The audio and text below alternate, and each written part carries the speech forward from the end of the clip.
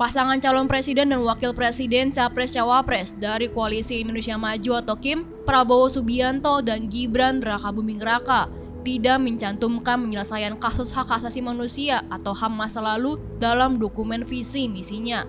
Dalam dokumen tersebut hanya memuat 5 poin komitmen untuk melindungi HAM warga negara, yaitu menghapus praktik diskriminasi, membuat kebijakan yang inklusif dan berperspektif gender. Selain itu, membuat undang-undang terkait perlindungan perempuan dan anak, memenuhi hak dasar masyarakat fakir miskin, anak terlantar, lansia, dan penyandang disabilitas, dan memperkuat pelindungan tenaga kerja Indonesia, terutama di luar negeri. Namun sayangnya, Prabowo Gibran dalam visi misinya tidak berkomitmen untuk menyelesaikan pelanggaran HAM berat masa lalu. Sangat berbeda dengan pasangan Anies Baswedan Muhaimin Iskandar dan Ganjar Pranowo Mahfud MD. Dalam dokumen visi misi Anies dan Caimin, sapaan akrab Muhaimin, tertulis bahwa pasangan calon atau paslon tersebut akan menguatkan lembaga HAM nasional, menuntaskan kasus pelanggaran HAM, mendorong pemulihan sosial ekonomi korban pelanggaran HAM. Komitmen serupa juga tertuang dalam visi misi paslon Ganjar dan Mahfud MD. Mereka menegaskan dan berkomitmen untuk melindungi, memenuhi, dan menghormati hak asasi manusia. Salah satunya ialah menyelesaikan kasus-kasus pelanggaran HAM secara berkeadilan, terutama terhadap kasus-kasus HAM yang menjadi beban peradaban bagi negara. Di Indonesia sendiri terdapat 12 kasus peristiwa pelanggaran HAM berat yang ditangani Komnas HAM.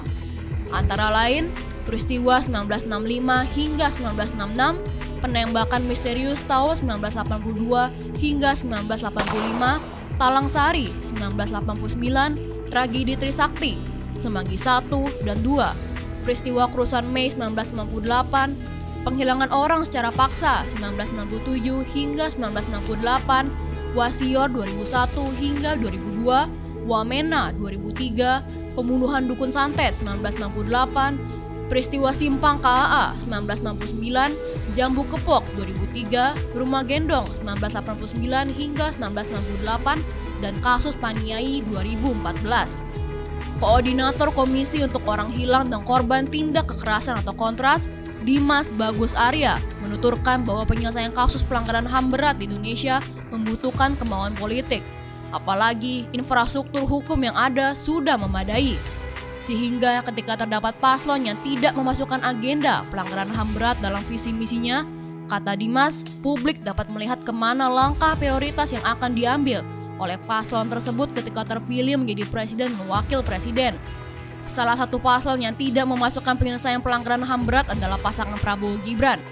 Ini semakin menegaskan asumsi yang berkembang di masyarakat bahwa Prabowo punya sangkut paut dengan isu HAM, terutama sebagai terduga penculikan penghilangan paksa 1968, ucap Dimas kepada Forum Keadilan.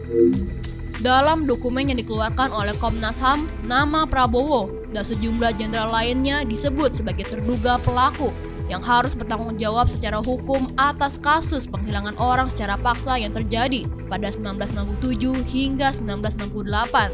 Menurutnya, meskipun kedua paslon tersebut berkomitmen dalam menuntaskan kasus HAM, belum terlihat adanya langkah konkret yang akan dikerjakan. Sehingga kami mengasumsikan bahwa benar masih belum ada imajinasi logika berpikir untuk dapat menyelesaikan kasus HAM masa lalu, tuturnya. Dimas justru khawatir bahwa paslon lainnya juga akan meneruskan secara non-yudisial, seperti yang dilakukan di pemerintahan Joko Widodo yang membentuk tim penyelesaian non-yudisial pelanggaran HAM berat masa lalu atau PPHAM. Mekanisme ini tidak berdiri sendiri. Ia harus dibarengi secara yudisial agar menjamin prinsip keadilan untuk korban dan keluarga korban. Lanjutnya, meski begitu, Dimas mengungkapkan bahwa Kontras tidak menaruh harapan besar terhadap 3 pasangan calon tersebut. Dirinya mendesak agar ketiga paslon tersebut berkomitmen dalam menunjukkan kemauan politik dalam penyelesaian pelanggaran HAM berat.